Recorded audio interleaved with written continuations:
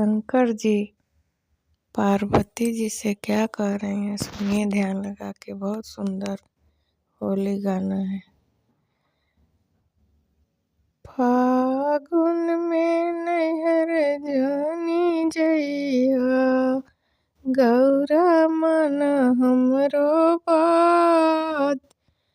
फागुन में नैहर जानी जइया, गौरा मन हमरो बात। फागुन में नैहर मोती जइहा,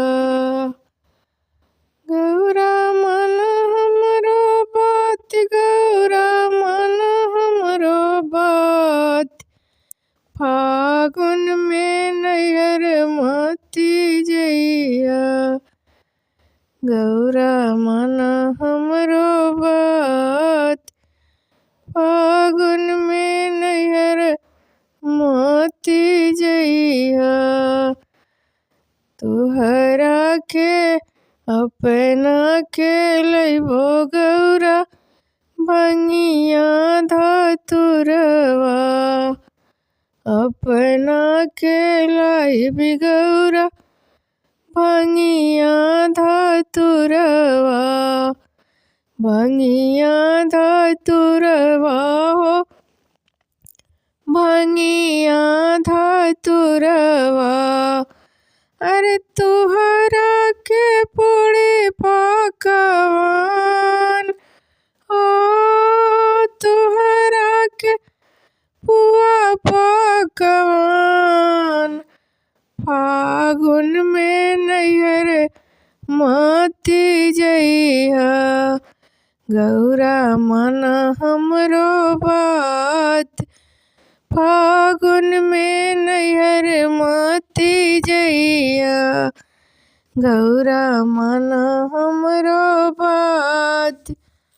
फागुन में नैहर मोती जइहा, तुहरा के लाइबी गौरा, अपना के लाइबी गौरा। भभूति भस्मवा, अपना के लाइबी गौरा। भभूति भस्मवा। अरे तुहरा के रंगवा गुलाल, हो तुहरा के रंगवा गुलाल।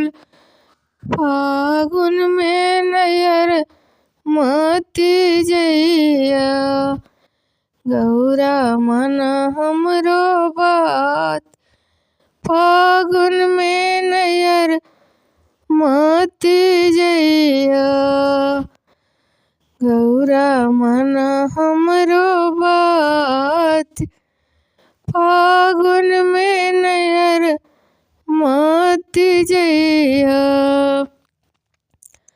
अपना के लाइबी गौरा।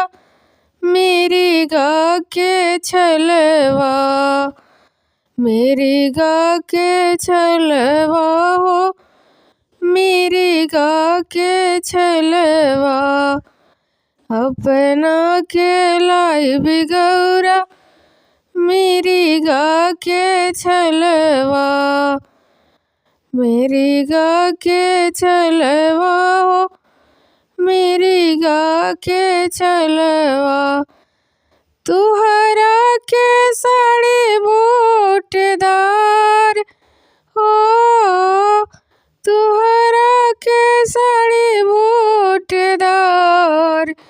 फागुन में नैहर मोती जइहा, गौरा मन हमरो बात।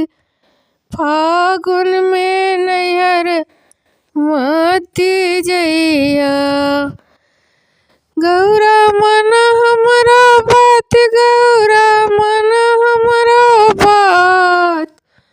फागुन में नैहर मोती जइहा, गौरा मन हमरो बात। फागुन में नैहर मोती जइहा, गौरा मन हमरो बात। फागुन में नैयर माती जइया, तू है अपना के लाइबी गौरा, अपना के लाइबी गौरा। बिछुआ के मलवा, अपना के लाइबी गौरा। बिछुआ के मलवा, बिछुआ के मलवा हो, बिछुआ के मलवा। तुहरा के रतना जड़ाई हो, तुहरा के हरा सोना जड़ाई। फागुन में नैहर मोती जइया, गौरा मन हमरो बात। फागुन में नैहर मोती जइया, गौरा मन हमरो बात। फागुन में नैहर जानी जइया।